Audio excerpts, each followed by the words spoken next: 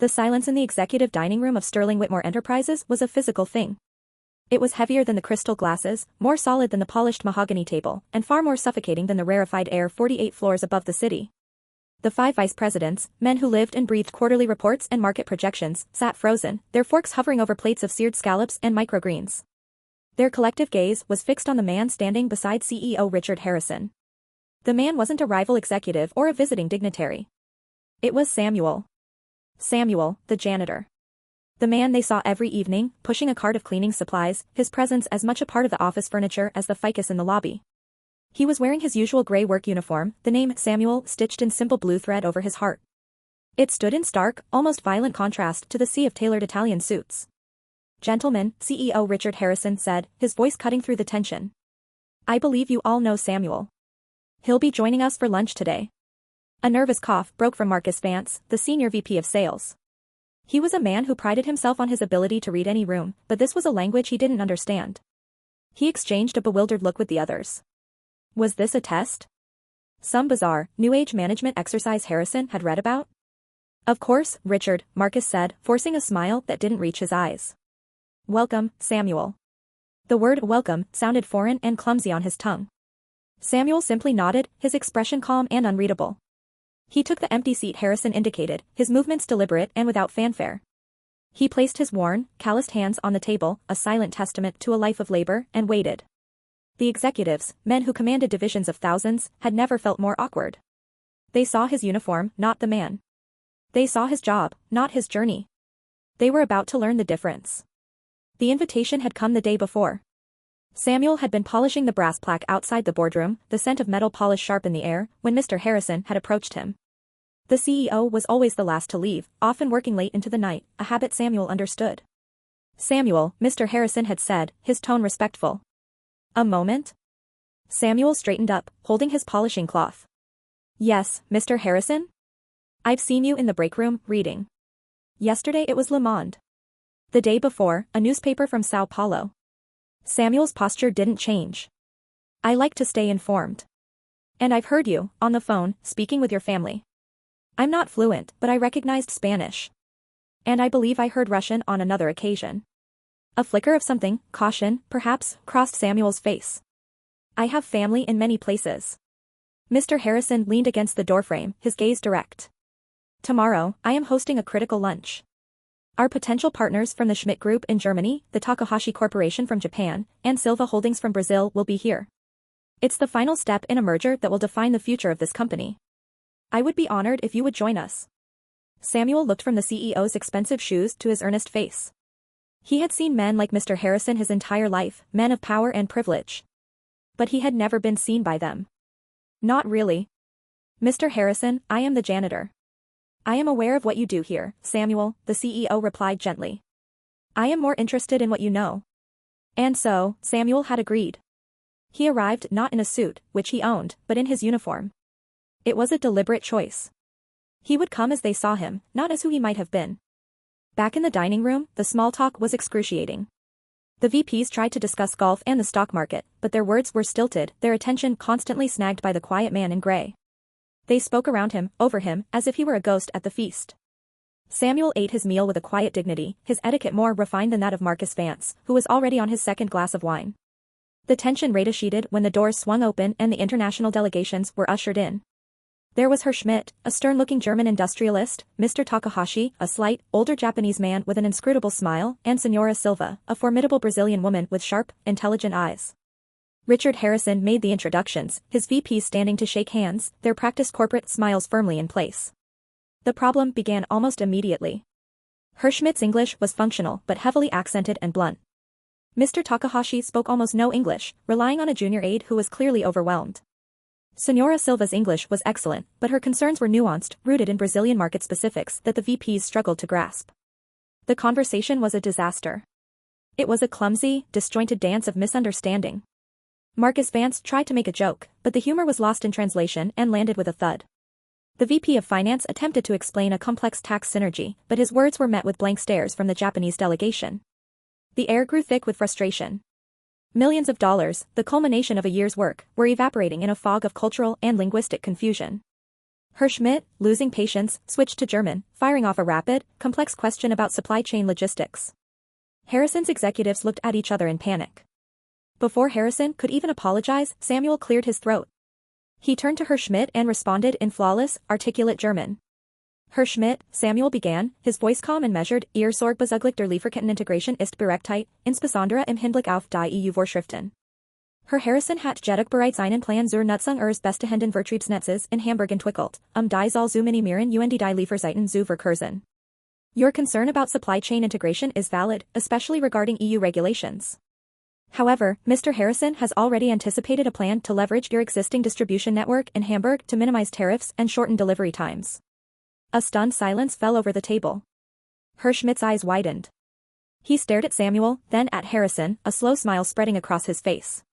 He replied in German, and a lively, detailed conversation ensued between the German industrialist and the man in the janitor's uniform. The VPs could only watch, their mouths agape. Just as the table was processing this, Mr. Takahashi spoke to his aide in rapid Japanese, his tone conveying deep skepticism about intellectual property protections. The aide struggled to translate, stammering about difficult concepts. Samuel turned his attention to the Japanese delegation. He bowed his head slightly, a gesture of respect that was culturally perfect, and began to speak in fluent Japanese. He said, his tone polite and formal. Mr. Takahashi, the protection of intellectual property is of the utmost priority for Sterling-Whitmore. Our legal team includes specialists versed in Japanese patent law, and we can assure you that all technology transfers will be fully secured. Mr. Takahashi, who had been rigid with formality, visibly relaxed. He leaned forward, engaging Samuel in a direct, complex dialogue. The junior aide looked on in stunned relief.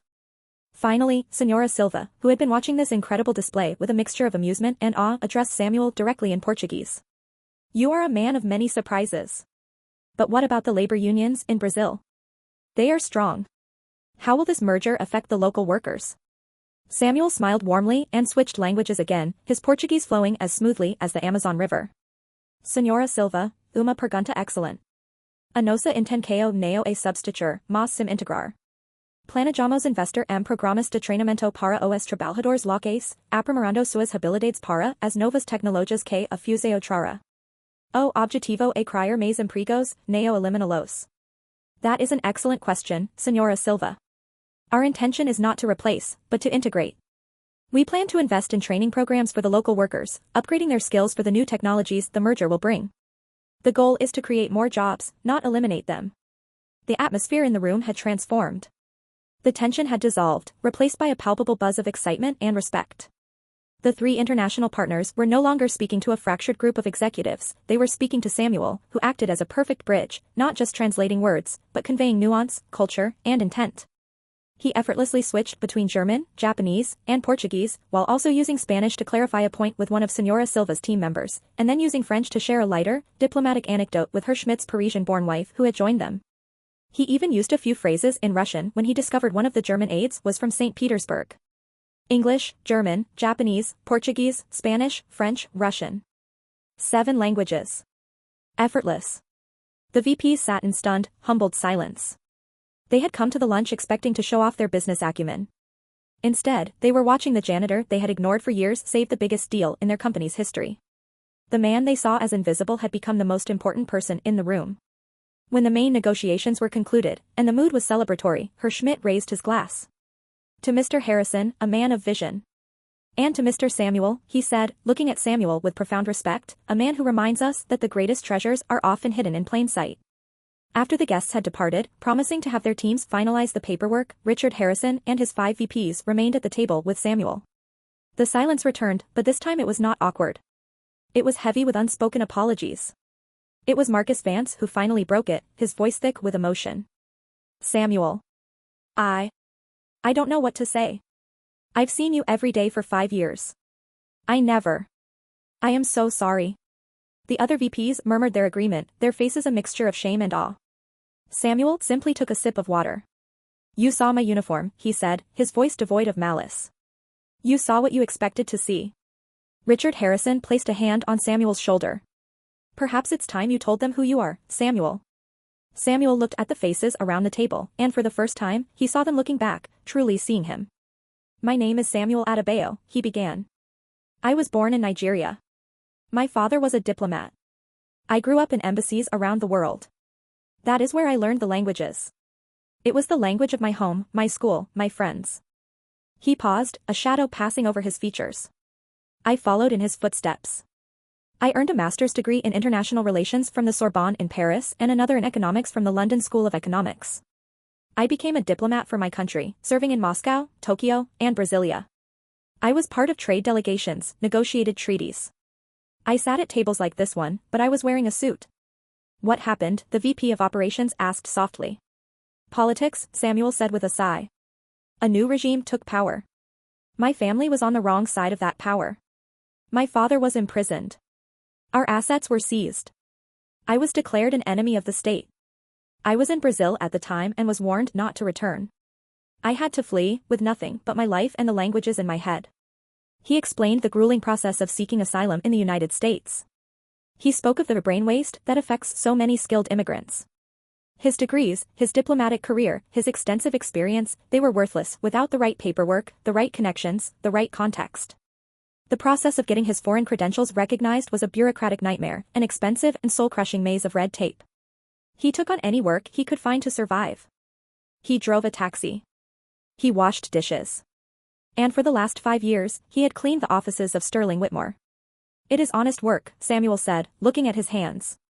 It has allowed me to send money to my family, to try and secure my father's release. There is no shame in it. The only shame is in not seeing the value in the person doing the work. The room was utterly still. The executives were not just looking at a man who had saved their deal, they were looking at a man who had lived a life they could barely imagine, a man whose intellect and experience dwarfed their own, all while he quietly cleaned their workspaces. Richard Harrison cleared his throat. Samuel, I knew you were more than what we saw. I didn't know how much more. This company has been blind, and I have been the most blind of all. He turned to the VPs, this merger is going through because of Samuel. But that's not the point. The point is, we had a genius in our midst, and we never even bothered to learn his name. He then looked directly at Samuel. This is your home now, if you'll have it. I am officially creating a new position, Vice President of International Strategy and Diplomatic Relations. It's your job, Samuel. No interview necessary. Your lunch today was the most impressive interview I have ever witnessed. The VPs erupted in spontaneous, heartfelt applause. Samuel looked at Mr. Harrison, a slow, genuine smile finally lighting up his face. It was a smile of vindication, of hope, of a long overdue beginning. Thank you, Richard, he said. I accept. But on one condition. Anything, the CEO said immediately. I want to oversee a new company initiative, Samuel stated, his voice now filled with the authority he had held long ago. A program to actively recruit and assess the credentials of skilled immigrants and refugees. There are thousands of doctors, engineers, scientists, and diplomats like me, working jobs far below their skill level. This company will not make the same mistake again. We will not be blind to the treasures in our midst. Richard Harrison's grin was wide and genuine. It's a deal. Welcome to the 48th floor, Mr. Adebayo. It's where you've belonged all along. As Samuel stood, he looked at the men who were now his colleagues. They saw him now. Not the uniform, not the janitor, but Samuel Adebayo, a man of 7 languages, a man of the world, a man who had taught them that the most valuable asset a company can have is a culture that knows how to see. If this story inspired you or made you think, please give this video a like and subscribe to our channel for more powerful stories that remind us to look beyond the surface. Hit the notification bell so you never miss an update. Thank you for watching.